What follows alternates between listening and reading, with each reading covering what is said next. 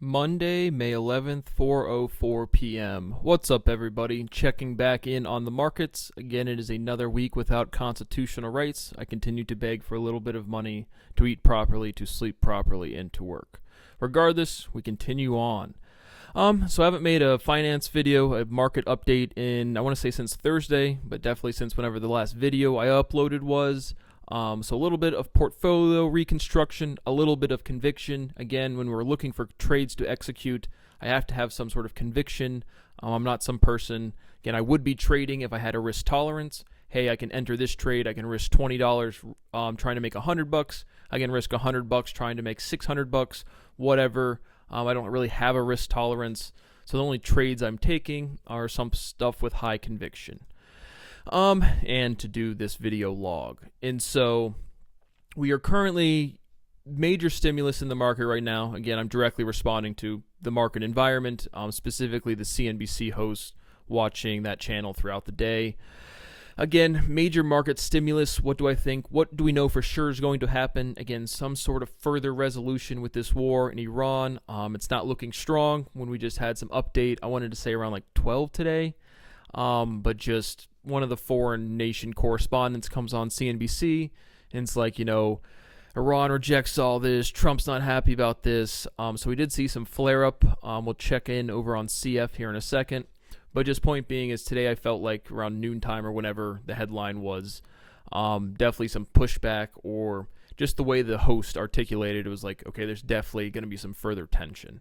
And so the biggest conviction of stimulus into the future is some sort of resolution to this war. Do we get more fighting for a week, for a month? What's kind of my timeline perspective, again, specific to trading? Again, no insight whatsoever. I feel like there's going to be a flare-up. Again, Donald Trump and this red team Republican bullshit, and I can't emphasize enough how much I'm not a Democrat. I'm not talking politics. You just can't avoid this herd mentality of 14-year-olds acting like they have values, and that manifests most prominently through political parties. And so all of the red team is just like, again, it's the presidency, right? It's who's in charge. And so basically Trump is just like the celebrity dude who's gotten famous, and now he's the commander in chief, and he has this huge army at his disposal, and the real evidence of democracy is most people don't even vote. It's not even worth like a 20-minute to 2-hour thing out of their day to go put some name in a box. And we sit here and talk about that we have this huge respect for, again, the United States of America, and yet no one respects the Constitution. You can't respect the country. And so you just have all of this cognitive dissonance at the direct head of our country. And that is Donald Trump, that is Pete Hegseth, that is Kash Patel, that is the overall administration in general.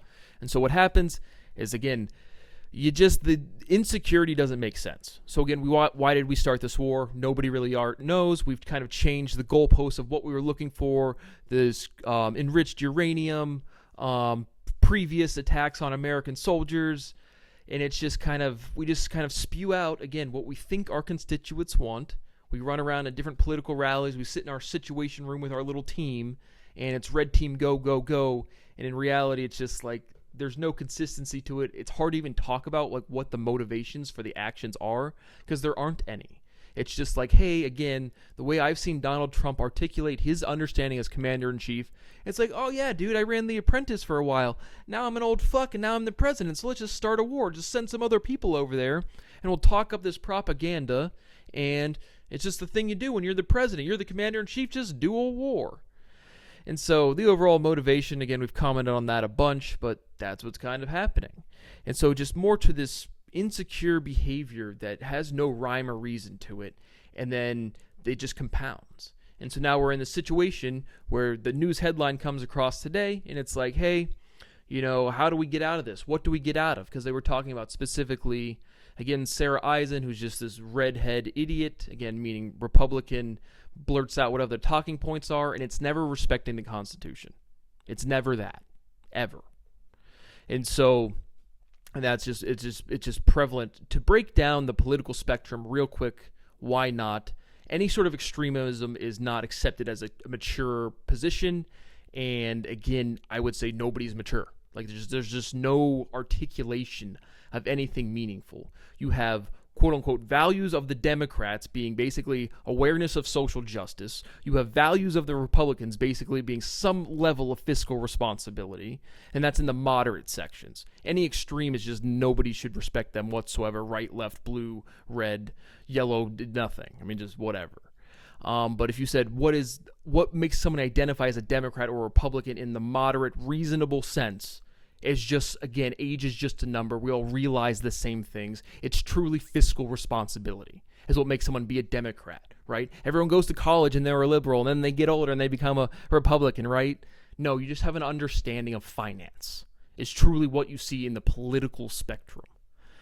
And so that's really the whole story. Any sort of extremism is unacceptable. Everyone knows that. And then you just get this amplification. Again, the insecure dude at the party looking around trying to impress his friends. But that's the presidency, right? That's the administration of the highest office in the United States of America, which is the biggest economy, or one of the biggest.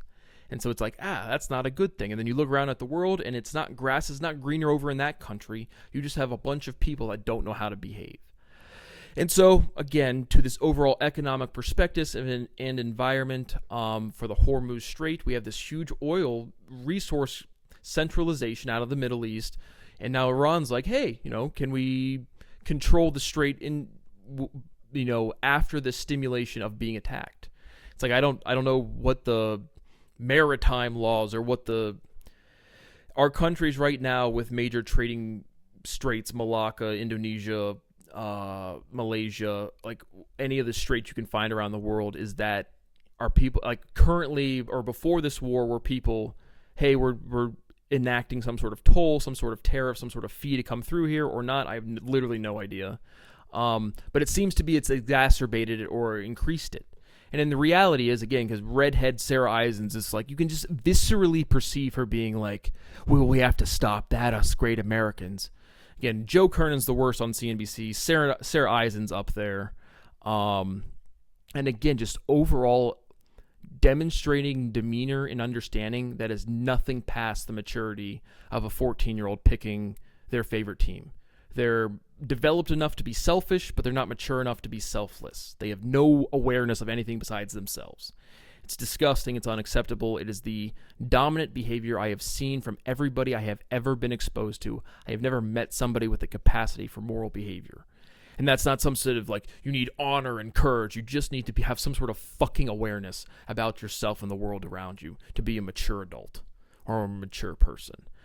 And so I always push back because I hate seeing that behavior. It's unacceptable. But that is what I see echoed in my parents' behavior. That is what I see echoed in the overall Republican Party. But again, you can easily put the blue hat on, and then you have the same behavior, but the motivation is the social issues.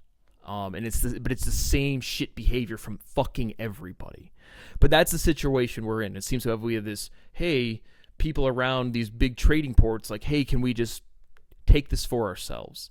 And this is what I'm talking about, the overall sequestering and the largest discrepancy of the global economy is you can have a whole country be prosperous and you're still, right, in economics we have game theory. If you're in a process of real value generation, there is so much wealth and value created that you don't know what to do with it. If you're in what's a game theoretic model, is people pissing over each other without creating real value. And so, right, in game theory, the big assumption is everyone's going to cheat to benefit themselves. And so you kind of have to grab for what you can. And the reality is that is the most efficient behavior in this kind of free-for-all type of environment. And when you have nation states that are sequestered so heavily, right, you can have a family, huge career, huge prosperity, respect amongst your countrymen, and you're just like localizing wealth to yourself without creating value. Huge difference between creating value and then, again, competing over a dollar without... There is a race to the bottom in economics that's if you don't create new value, right? The whole labor market of people job hopping. Hey, I just want to get a little better job, but I create no value ever. It's not even a thought to develop property myself. And so, again, where's your pay raise coming from, right? Somebody else had to create that value. And so it's just like you have way more people wanting pay raises than are creating value. You just see that everywhere, absolutely everywhere. But you see that sequestering and that potential at the nation state level. And so, point being is, again, I hate to try to sound like kumbaya, but when it comes to fucking money, doesn't everybody understand you just want to get rich? And you just have to like work together? And so, meaning, whether it's Iran and Hormuz, Malacca, Indonesia, Malaysia, whatever strait you can find, this putting nationalism, hey, we're going to try to make our country richer in the context of the whole global environment, is the 14-year-old trying to get an extra candy cane at Christmas time, get an extra donut in the morning. It's just like you're not creating value. You're trying to sequester wealth to yourself. And again, you're missing the forest for the trees or whatever you're being short-sighted. Right? This economic progress is all one big unity. We all go forward together or not. And people are all 14 years old. And so that's the biggest resolution. Again, a little bit of geopolitics, not really doing the language litigation series right now, so might as well. But that's the biggest stimulus. That's dominating the market. Certainly some sort of resolution towards that. We've had some recent flare-ups. Donald stopped being bad. Iran stopped being bad. That's what I got. Nobody listens. But two, the overall, again, prospectus on the market. And so I do see some potential for CF. I guess we're on that, might as well. And so we had the earnings. Again, we closed that position more so just, again, I'm not, like I said, not really trading and just don't know the company, don't know the industry. This is a real company out there doing stuff. I don't know what the fertilizer business is like. Could it have taken off to the moon? Seriously doubt it. Did I even want to risk anything holding through earnings? No. So we did have a decent little pop down, decent little pop back up on this news. We do have a dividend being... So again, I hate the accounting of the ex-dividend, right? So if the ex-dividend for CF is May 15th, you have to have the share...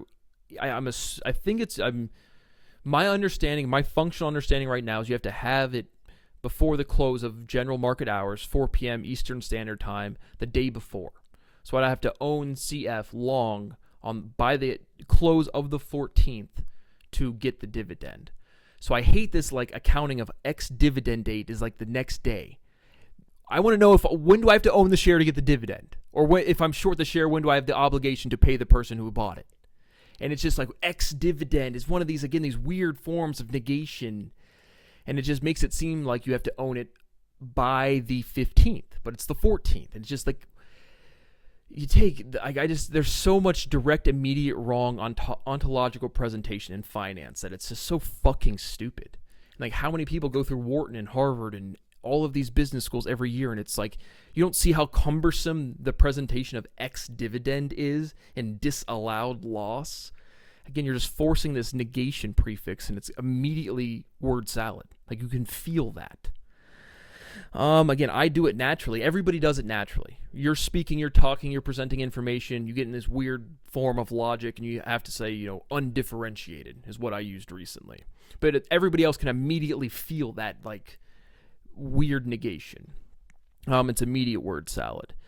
And so we will have, again, more random asides, but this is once the dividend passes, which would be the obligation on the close of the 14th, so 15th onward, would be a potential to short this. Again, if we have more stimulation over the next week or two, and we are at the 120 plus range, I do see this thing as just, again, it's not really trading, no reaction to whatever the earnings was, and then it just, again, drops like a rock on any sort of resolution. So overall, again, that's the only conviction I have is some sort of resolution, and as we've been documenting, decreased sensitivity to all of the headline cycling, and I think that's apparent, and I think that's accurate. But again, that's my highest conviction. Besides that, then we're back to, again, should something be at 10, 15, 20, 50, 75 price to earnings? Nothing new to present there. And so I did have some talking points from last week. Like I said, I think Thursday of last week was the last clip I did. But Ed Yardeni, regular contributor to CNBC, says, and I quote, this made me laugh, I like this, he has the Buzz Lightyear theory of the market conditions. It's to infinity and beyond. And so I genuinely laughed at that. That was funny. Again, Giardini guy can't put the face to the name, but he's definitely a regular contributor. So that made me laugh because, again, the overall sentiment of the market trading prospectus is like, again, the same thing I just said, and then, memory's still going crazy. How long is it going to keep appreciating? We have some analogies to the late 1990s. And I was born in 93, a little bit before I had a trading account. But just now we have huge appreciations with real revenue. When does it stop? Does it stop? What's fair value? Again, we're still immediately back into that price to earnings conversation where it's just no conviction at all. And so what I can say is it's trading very strong, meaning good volume, good flow through the different price levels. We did see like a pop-up futures or immediate opening on Sunday yesterday. That was definitely noticeable for a little bit, for like an hour. Again, if you're watching the market randomly open on Sunday, that's not really open yet, but it's like pre-market in Asia or something, or Europe or wherever. But the overall trend has been pretty strong. And so like quick arguing long or short, again, no conviction. We did trade it last week for a good little fade, but that was just a short-term movement relief. I want to say bullish, not bullish enough to go long. Any sort of big retracement for a short-term relief, again, to the upside I would probably take. Like if for whatever reason, again, I think if this thing gapped anywhere close to, I don't see it gapping down at all. Like I don't see this as anything besides trading healthy, no real prospectus. News cycles seem strong. I do feel like we got to be getting, the overall market capitalization, I want to say is like getting close to 500 billion. This is SanDisk. We're again specifically to SanDisk. Why does it say not? I don't know why it says not up there. But I want to say again, I want to say like $350 billion of market cap. Again, but like what Nvidia's fluctuating between 4 and 5 trillion. So it's like you get some carve out in the overall top level market capitalization. They all can go up. So again, we're just focusing on what feels like sentiment blowout, and that term is specific in trading. I would say we have not seen any sort of blowout whatsoever. And so with this spike yesterday, if this would have turned into a blowout, we're ripping into like a 2,000. Again, might have taken one share short. But I still just see, even in extreme appreciation situations, the relief as more predictable than the appreciation. Right? Why wouldn't if I had any sort of conviction, even when I closed the loss at $900 a share and $900 total dollar figure, if I had any conviction long, I would have gone long and said look, it just launched on up. But we've tracked this overall progression. And so if you're new to trading, it's very easy to see. It's like, okay, where are all the huge millionaires? Like, I'm sure they're out there, but are people really capturing these huge appreciations? I'm sure a good handful are. I would say that profoundly more people are trading than are maximizing or even capturing a huge amount of these moves. Some people absolutely for sure are, but we're trying to again document. Again, this is the overall sentiment price action relationship, because when you first start trading, or the basics, you see these big things and it's like, okay, just buy low, sell high, dude. Simple as that. And so we're trying to capture in the market dynamics of when it's actually capable of executing a trade to catch these big moves. And so again, our thesis coming into this is it's easier to catch the downside than to really get the upside, because then you're into, again, this typical invest in companies that are going to have good earnings and growth, but once you trade for a while, you see these big appreciations aren't really timeable. You want to be in them, obviously. You can buy into the momentum, but 9 times out of 10 that I've tried to buy into momentum, it just dies. And you see that through memes, and you'll see that through public discourse, that it seems like most people do that. And so it's like, okay, again, that's the motivation to, again, I came into the market with no long short bias. It was just, let's assess how the market dynamics work, and then find the thing that's most predictable, the highest conviction, and then take a risk tolerance that's appropriate. Nothing more, nothing less, and that's what we're at. And so overall, again, no conviction, no high position here on the direct memory expansions for CapEx. Back in my day, it was brick and mortar. The capital expenditure on these data center build-outs. I want to say we're running hot. I want to say that no direct positions on these ones, but I do think we are running hot. And it is, you kind of get some complacency to these huge appreciations because they are trading in like a reasonable level, like a manner of like ups and downs, not just, this is not a blowout. And so, right, if we, once this cycle breaks, I mean, well, we're going to track this as it happens. But I mean, you could buy in here, you could be like at $800 on your buy-in, you bought the top of this level kind of when we got knocked out.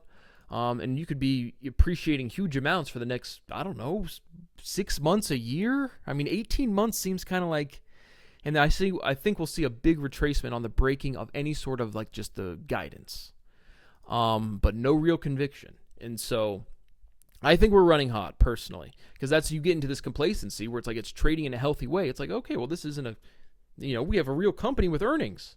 Probably just still go up. And then again, we're still in an environment with everything at like 50 times forward earnings, and everyone's like, I want to make a lot of money right now. So it's like, I think we're going to blow off the top sometime. And so I think we're running hot right now. This is definitely not a blow off top. No position on the specific memory section, which I think is getting the biggest appreciation. I think that's evident.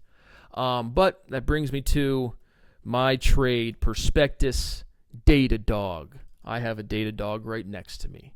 But okay, again, I think it's running hot enough to have some conviction, so I opened up a position over here. Datadog had some big clients. I see this, it's like a cloud.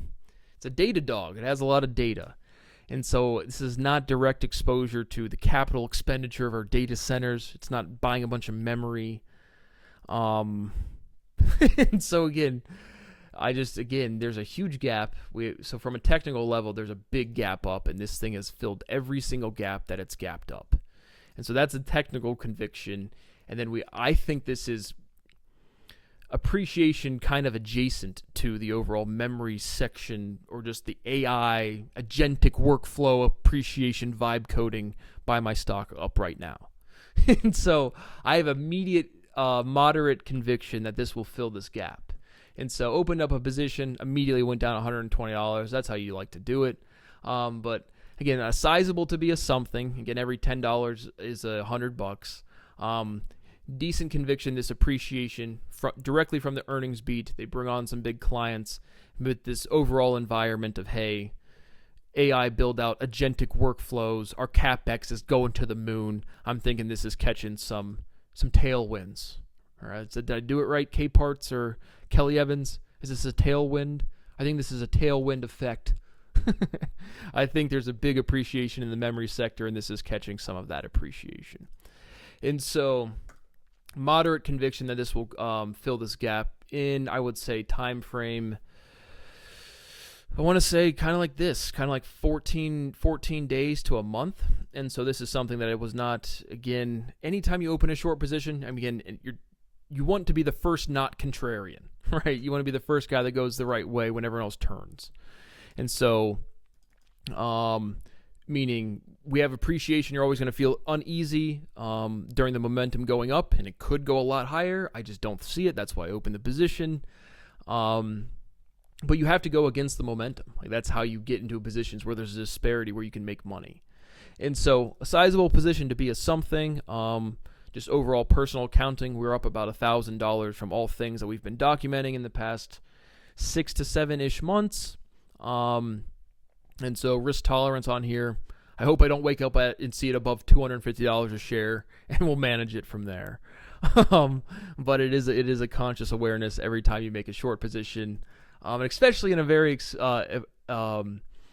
appreciative, speculative environment. Again, there's no reason this thing couldn't be the next SanDisk. Who knows? But I don't think so, and I do think this gap will fill into the, again, 2 weeks to a month time frame is kind of my prospectus. That is what I have for my time frame conviction overall outlook for this trade.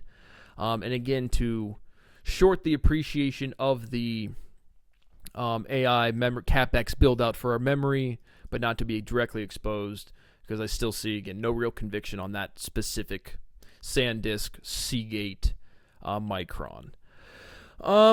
American Eagle, which we haven't checked in a while, that has broken lower to the 15. No conviction here. Would have been good to hold it. Could have re-entered around the 20, but just wasn't high enough conviction going into the summertime. Might even be something to long going into fall, but no conviction here whatsoever. We went through CF at the beginning. Again, overall, Joby, I did close this at like right around 10. So we've made like $140, I think, all things Joby. Been having fun with that. Super small positions with tight stop losses. $140 is a pretty good little appreciation. I'm pretty like short-term bearish. Like I said, in that 2 to 4 weeks, I feel like again we're still at like 3.5 years. That to me that feels like hey more solid relief.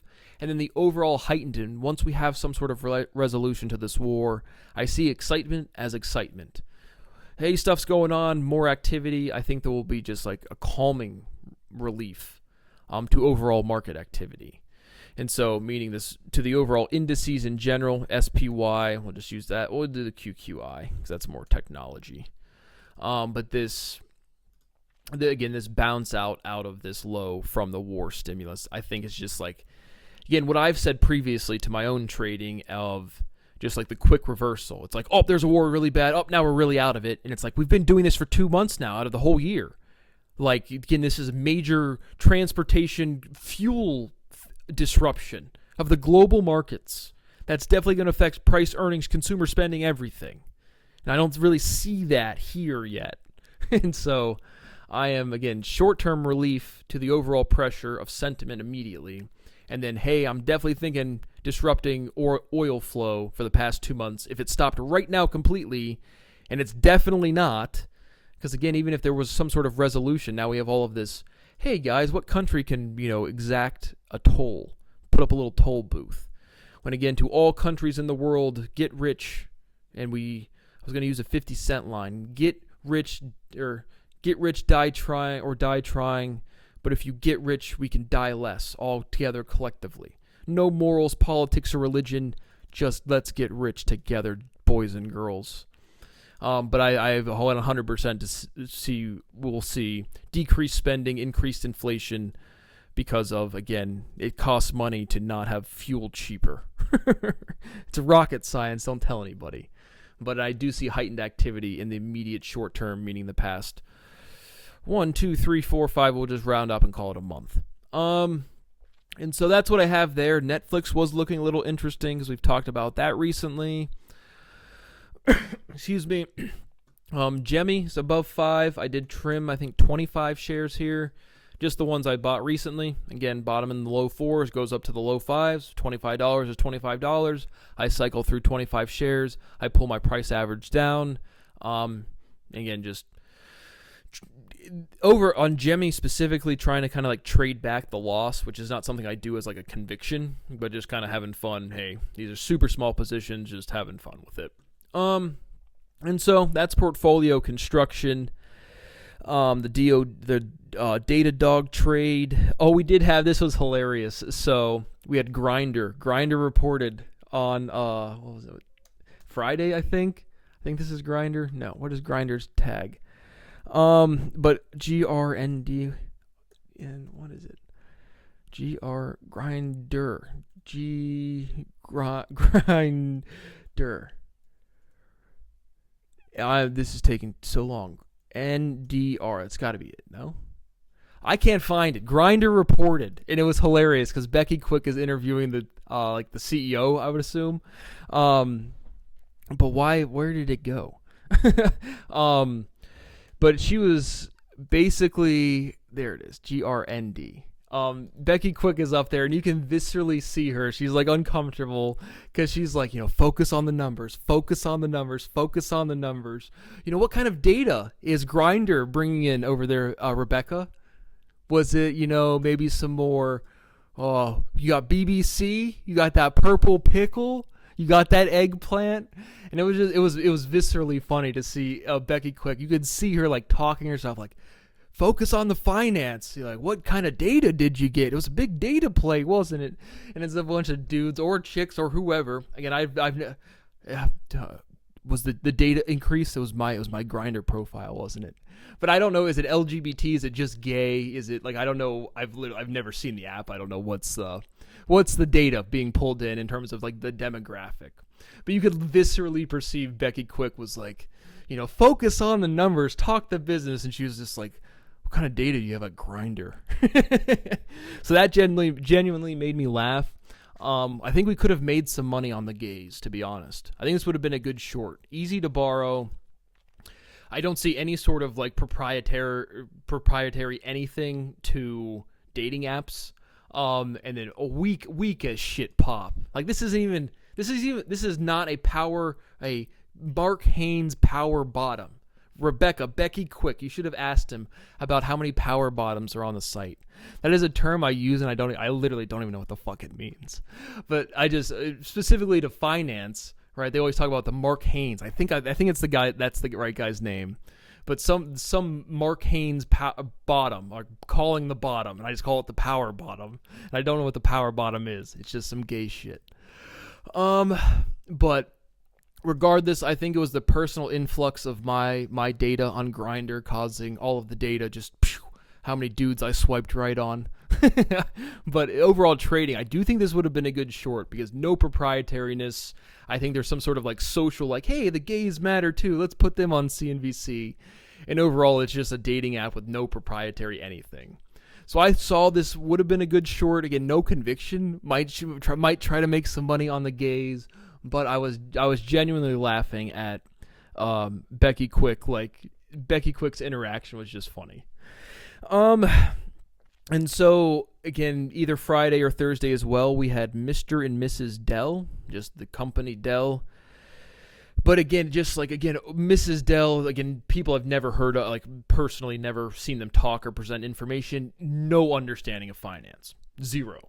It was just like her prediction was 10 to 13,000 on the SPY in 3 to 5 years. I mean, you might as well just take the most generic. I think the S&P is going to appreciate 10% for the next X amount of years. It was just like nothing. I was just like, this is what we got for Dell computers. And again, I don't know their family. I don't know. It was just like stunning to again see somebody with zero personal finance awareness, trading awareness, economic awareness, zero. Most generic shit ever. Again, I don't know if I'm assuming it's Michael Dell who made the computers, but like, I am always stunned to see how little finance and trading acumen successful entrepreneurs have. Like just, it's very, very, across the board, it's profoundly low. Because it's market dynamics as opposed to value creation. When you're out there starting a business, actually doing the business operations, you're creating value. It's a lot different than, again, understanding just the dynamics of shit just jiggling around. But I was stunned again. The overall, again, a call 3 to 5 years out, 10 to 13,000, 30 whole percent, and then the time frame's 100% different. It's like meaningless nonsense. And she used the really rigorous and economically insightful term wackadoo. So she was saying about all those memory chips, those valuations, they were kind of wackadoos. Which, again, just zero financial acumen, which made me laugh. But again, that's not even like a dig. It's genuinely just the entrepreneurship, starting the businesses, running a business. And again, I don't know if it was, I think it was Michael Dell, but I don't know anything about these people. But just, again, they've had a lot of money, certainly, right? And it's just like, people just get in this zone. It's like they never learn shit. They never learn anything. When it's very literally your job. If you're a rich person, money management is your job. But I just have Steve Leisman is weak. And he says, some people define liquidity as, which two kind of points here. His actual definition wasn't bad, but words are naturally defined, Steven. And so you don't, like, just his presentation of logic is, again, just this, I have a visceral reaction because it's wrong in the mechanics of doing analysis. Not like I'm like morally mad at you. It's just like, it's hard to explain, but it's like a definitively wrong, 0% moral, but it's like somebody saying, I want to start a fire, and then they start pouring water on the logs, and you're just like, don't do that. But just overall, Steve Leisman's presentation of finance is, again, on the weaker side, again, in context with the colleagues, the other people on CNBC. His direct thing, I see him at I don't know what his, sometimes he's a White House correspondent, but like what sector of the market he reports on, I'm not even exactly sure. But he said some people define liquidity as the ability to sell something without affecting its price. Which the overall, I mean, that's a thought. Liquidity is the access to currency. That's for sure what it's defined as. Naturally, not Brad saying it. That's how it works into the rest of ontology. But there's good intuition behind that. I mean, you can exchange your good for currency, and there's enough access to currency that it doesn't affect the price. But it's not. Some people define liquidity as, again, liquidity is defined as liquidity. But again, just overall, Steve Leisman's presentation's not very convincing. We had MicroStrategy CEO again use the word accretive when he meant appreciative. Right? If the stock goes up, it's appreciative for your shareholders. It's that Asian dude from MicroStrategy. But those were my talking points. Again, I haven't really followed it much, just some random shit. The grinder thing with Becky Quick was funny. The overall conversation today, up marginally. Let's check in the Dow Jones. Where's Pam Bondi? We're almost back at 50,000 actually. But yeah, I think she got fired, a month or whatever ago. And so that's what I got definitely for the market dynamics, portfolio construction. Anything else come to mind? No, not really. So that is what I have for now, finishing up at 4:40 p.m. May 10th or May 11th. So we will check in later.